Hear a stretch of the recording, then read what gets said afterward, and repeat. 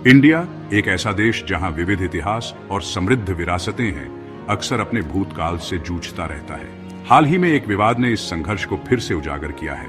यह विवाद दो महत्वपूर्ण ऐतिहासिक स्थलों, छत्रपति शिवाजी महाराज के भव्य सिंधु दुर्ग किले और मुगल बादशाह औरंगजेब के मकबरे के बीच फंडिंग के अंतर को लेकर है। इस फंडिंग के अंतर ने एक गर्मागर्म बहस छेड़ दी है, जिससे हमें अपने साझा इतिहास को बचाए रखने की जटिलताओं का सामना करना पड़ रहा है। छत्रपति शिवाजी महाराज, जिन्हें मराठा वीरता और रणनीतिक प्रतिभा का प्रतीक माना जाता है, ने सिंधु दुर्ग किले को अपनी अटूट भावना के प्रमाण के रूप में बनवाया था। अरब सागर से उठता यह किला अत्याचार के खिलाफ प्रतिरोध का प्रतीक है। दूसरी ओर महान मुगलों में से आखिरी औरंगजेब एक विवादास्पद व्यक्ति है। उनका शासनकाल प्रशासनिक कुशाग्रता और धार्मिक असहिष्णुता दोनों से चिह्नित भारत के ऐतिहासिक ताने बाने पर एक अमिट छाप छोड़ गया। मुद्दे की जड़ शिवाजी महाराज के प्रति सम्मान और औरंगजेब की जटिल विरासत के बीच के अंतर में है। शिवाजी महाराज को राष्ट्रीय नायक, हिंदू गौरव के प्रतीक के रूप में सम्मानित किया जाता है, हालांकि औरंगजेब को अक्सर एक अत्याचारी के रूप में देखा जाता है, खासकर आबादी के एक वर्ग द्वारा जो उन्हें हिंदुओं के उत्पीड़क के रूप में देखते हैं। इस विवाद ने हमें यह सोचने पर मजबूर कर दिया है कि हम अपने इतिहास को कैसे देखते हैं और उसे कैसे संरक्षित करते हैं। क्या यह फंडिंग का अंतर हमारे ऐतिहासिक दृष्टिकोण को दर्शाता है, या यह केवल एक प्रशासनिक निर्णय है? इस प्रश्न का उत्तर शायद हमारे इतिहास के प्रति हमारे दृष्टिकोण में छिपा है। हाल ही में आरटीआई सूचना का अधिकार के जरिए पता चला कि औरंगजेब के मकबरे को सिंधु दुर्ग किले से ज्यादा सरकारी फंडिंग मिलती है। इससे लोगों में, खासकर महाराष्ट्र में, काफी गुस्सा है। फंडिंग में इस अंतर को कई लोगों ने शिवाजी महाराज की विरासत का अपमान माना है।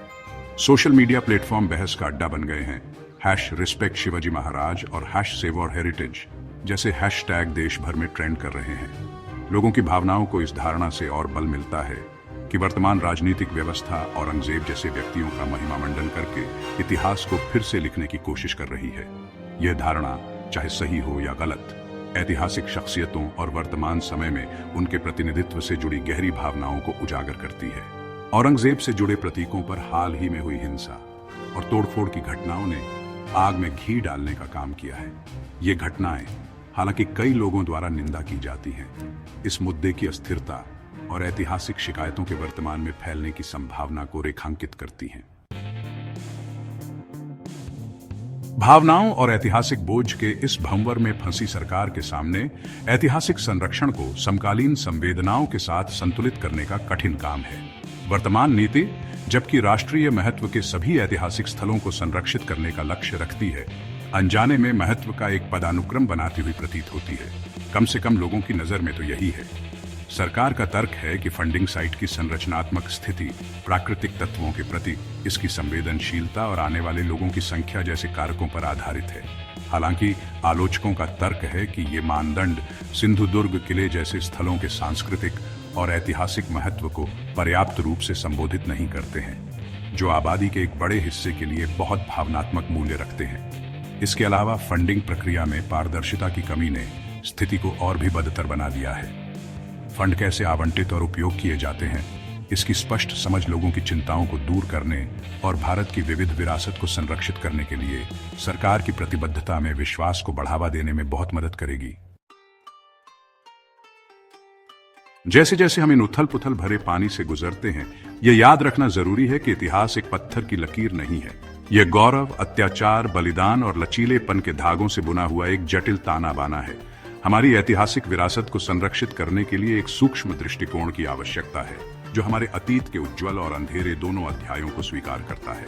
ऐतिहासिक शख्सियतों को नायकों और खलनायकों के संकीर्ण नजरिए से देखने के बजाय हमें उन्हें उनके ऐतिहासिक संदर्भ में समझने का प्रयास करना चाहिए।